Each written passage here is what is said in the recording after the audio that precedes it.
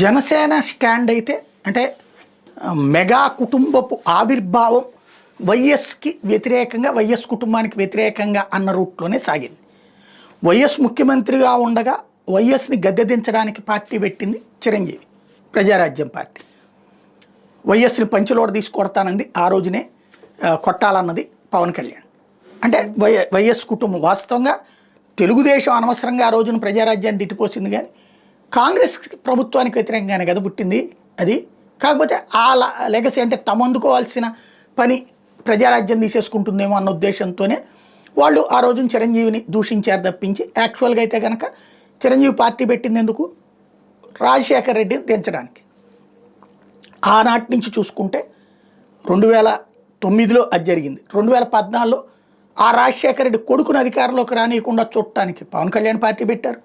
2019లో ఆయన సీఎంను కానివ్వను అని శపథం చేసింది అదే పవన్ కళ్యాణ్. 2024లో తనని తాను త్యాగం చేసుకుని మరి జగన్ని ఓడించాలని పిలుపునిచ్చింది, కూటమి కట్టింది కూడా పవన్ కళ్యాణ్. ఓవరాల్గా మెగా కుటుంబం వైఎస్ కుటుంబ అంతాన్ని కోరుకుంటోంది, వైఎస్ కుటుంబ లెగసీని నాశనం చేయాలని కోరుకుంటోంది అన్నటువంటి స్పష్టం. అప్పటికి ఒక అడుగు వెనక్కి తగ్గి చిరంజీవికి పిలిచి మర్యాదలు కూడా చేశాడు జగన్మోహన్ రెడ్డి. ఆనాడు చిరంజీవి కూడా పాజిటివ్గానే ఉన్నట్టున్నారు. తర్వాత మళ్ళీ ఎలక్షన్స్ దగ్గరకు వచ్చేటప్పుడు సోదరుడికి తోడు నిలబడినటువంటి పరిస్థితి ఉంది. అది ఎందుకు మరి పవన్ కళ్యాణ్కి కానీ లేకపోతే చిరంజీవికి అయితే అంత సీరియస్నెస్ లేదు జగన్ విషయంలో. తన సోదరుడు కోసం ద్వేషిస్తున్నాడు, లేకపోతే రామ్ చరణ్కో కూడా లేదు. నాగబాబుకుంది బికాజ్ ఆఫ్ పవన్ కళ్యాణ్. అసలు పవన్ కళ్యాణ్కి ఎందుకు అంత పగ అన్నటువంటిది మాత్రం తెలియదు. అదేమంటే అతను చెడ్డోడు. మరి ఇదివరకు చెడ్డోడు చంద్రబాబు నాయుడు అని చెప్పి, లేకపోతే మోడీ చెడ్డోడు అని ఈయనే మాట్లాడారు కదా. మరి ఇప్పుడు ఎట్లా ఉంటుందంటే ఎవరికి తెలియదు. దానికి ఎందుకు రీజన్ అనేటటువంటి కాన్సెప్ట్ ఎవరు చెప్పలేరు. అది పక్కన పెడితే కాపులు ఎంతసేపటికి ఆ రెండు కులాలేనా అధికారం మనకి రాదా, ఎప్పటికీ మనకొద్దా, సిగ్గుండాలి మనకి, కనీసం కులం ఫీలింగ్ లేదా అంటూ కులంలో ఉన్నటువంటి వాళ్ళందరూ ఏకం కావాలంటూ అన్ని కాపు సామాజిక వర్గంలోని కులాలందరినీ ఏకం చేసింది పవన్ కళ్యాణ్. కాపుల అధికారం అన్నటువంటి అది పక్కకి వెళ్ళిపోయింది.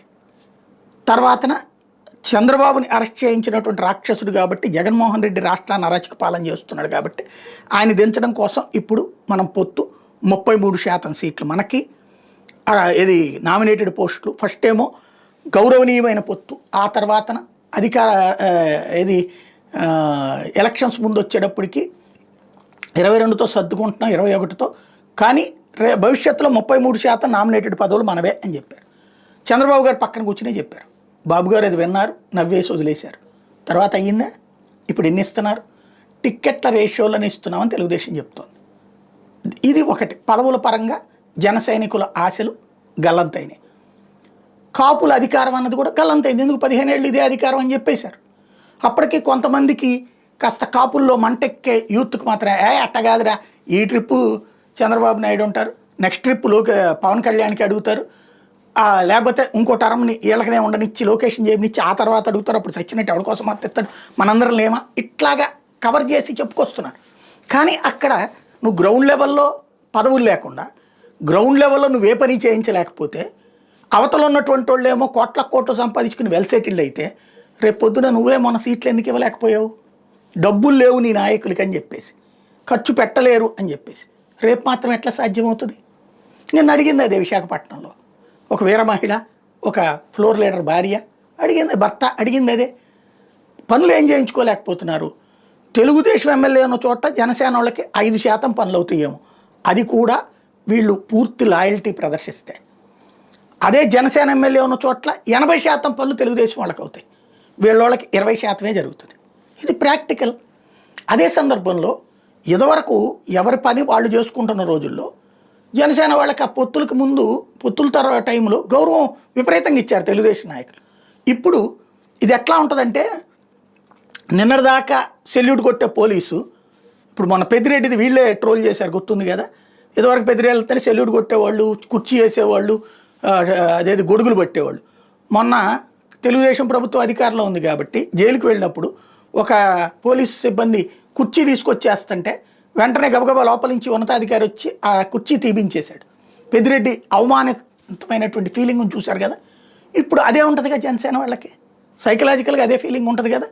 వాళ్ళకి ఏ పని అడిగారు అనుకో అవ్వదు, చెయ్యరు, పైగా అవమానిస్తారు. ఇది పించింగా? అసలు ఎవడు పని ఆడు చేసుకుంటున్నప్పుడు పించింగ్ ఉంటుందా? ఇది ఓ ప్రశ్న. రాబోయేటటువంటి రోజుల్లో 15 సంవత్సరాల పాటు తెలుగుదేశం అధికారంలో ఉంటే డిప్యూటీ సీఎం పవన్ కళ్యాణ్ తీసుకుంటే మనకి ప్రశాంతంగానే ఉంటుంది రాష్ట్ర ప్రయోజనాల కోసం. నెక్స్ట్ ఇక్కడ వీళ్ళు చెప్పే పాయింట్ ఏంటి, జగన్ దుర్మార్గుడు కాబట్టి జగన్ వలన రాష్ట్రం నాశనం అయిపోయింది. ఇవాళ ఈ జనసేనలో ఉన్నటువంటి వాళ్ళల్లో 100కి 99.99 మంది పేద కుటుంబాలే, దిగువ మధ్య తరగతి కుటుంబాలే, అభిమానులు. నాయకులను వదిలేసేయండి, అభిమానుల్లో 100కి 99 మంది పేద కుటుంబాలు. వాళ్ళల్లో జనసేన కాబట్టి డబ్బులు ఇవ్వండి ఎవరికి? జగన్మోహన్ రెడ్డి ఏ కుటుంబానికి అన్యాయం చేశాడు? ఏ కుటుంబానికి డబ్బులు ఇవ్వకుండా ఆపాడు? ఏ కుటుంబానికి బెనిఫిట్ రాకుండా ఆగింది?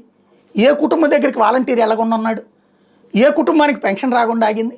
అంటే జగన్ టైంలో మరి వాళ్ళకి జరిగిన విధ్వంసం ఏంటి? ఆ కార్యకర్తకి లేదా సామాజిక వర్గానికి, పైగా కాపు నేస్తామని మహిళలకు కూడా ఏడాదికి ఎంత డబ్బులు చేతిలో పడ్డాయే. మరి ఆ రోజున విధ్వంసం ఏంటి? పరిపాలనా విధ్వంసం. ఇప్పుడేం జరుగుతోంది? అక్కడ 30% జరిగితే ఇప్పుడు 70% జరుగుతోంది. ఆ రోజున ప్రతిదానికి పవన్ కళ్యాణ్ ప్రస్తావించారు, ఇప్పుడేమో లేదు అద్భుతంగా జరుగుతోందని చెప్పి అది కవర్ చేస్తున్నారే.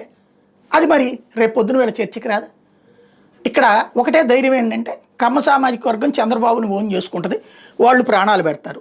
రెడ్డి సామాజిక వర్గం జగన్కి ప్రాణాలు పెడతారు. క్రిందటిసారి 2019లో కమ్మ సామాజిక వర్గం పూర్తిగా తెలుగుదేశం వెనకాల ఉందా? నష్టపోయేవాళ్ళు, బాధపడ్డటువంటి వాళ్ళు జగన్కి 20-30% ఓట్లే బట్టే కదా. ఒక అబ్బాయి చౌదరి దగ్గర నుంచి, అదే అతని పేరేంటి, మన కొడాల నాని దగ్గర నుంచి, వసంత కృష్ణప్రసాద్ దగ్గర నుంచి వీళ్ళందరూ గెలిచింది.